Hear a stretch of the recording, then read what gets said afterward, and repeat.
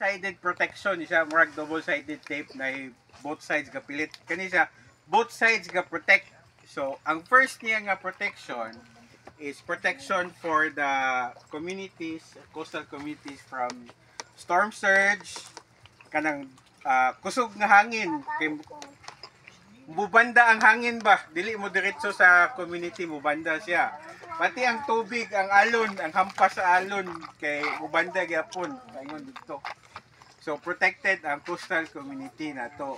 Ang second niya nga protection, other side. Protection niya gikan sa erosion. So, kung gikan ay baha, gikan dito sa pikas nga side, dili na moabot ang baha dito sa pikas sa side. Dili na moabot ang baha sa dagat. Kung naay baha nga gikan sa river, di na moabot paingon sa dagat. Kinaaman tayo, familiar mo sa ridge to rift na system, nga ang mountains is actually connected to the ocean.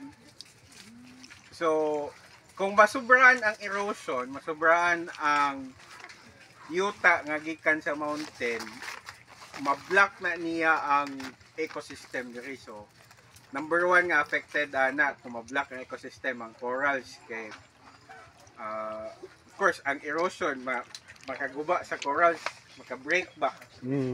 So, double-sided protection protects the community from the sea and protects the sea from the mountains. So, double-sided protection.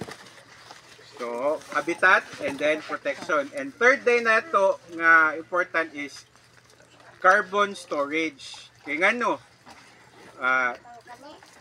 kung kabalo mo, di ba ang carbon is the number one cause of the number one greenhouse gas, the number one cause of global warming. So, gainit ang world, gainit ang earth because of carbon. So, why is it a carbon storage? Because according to several studies, murag ang mangrove is 4 times more makakip of carbon as compared to terrestrial plants.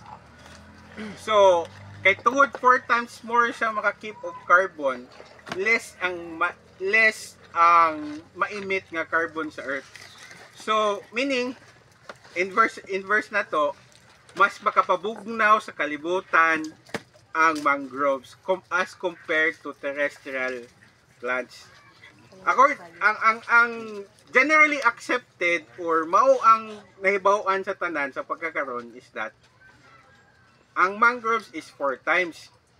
However, there are several studies pagyod nga there are some species pagyod sa mangroves nga 10 times na 10 times ang iyang carbon storage. So meaning 10 times siya makapabugnaw sa earth, 10 times siya makales sa global warming.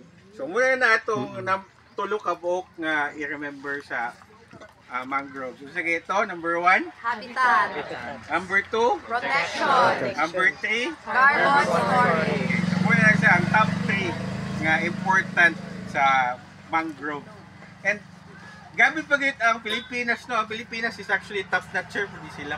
Wow. Ang world, ang earth rather is gone. I think there is already 35% of deforestation of mangroves. So 35% na ang nawala nga mangroves. Top 1 ba dito? Ang Philippines kabalo pila? Pila man. At least top permanente ang Pinas. 50% of the mangroves nawala na. And kato nga data, katong student pa ko so 2012 pa na nga data nga 50% sa mangroves. So hopefully with our efforts today, planting ta, at least naka-reforest ta sa mangroves na to. So we can help lessen the global warming, di ba? So, mura to. Pag manurok na puron, bye-bye, bugno na kayo sa short lecture. Thank you.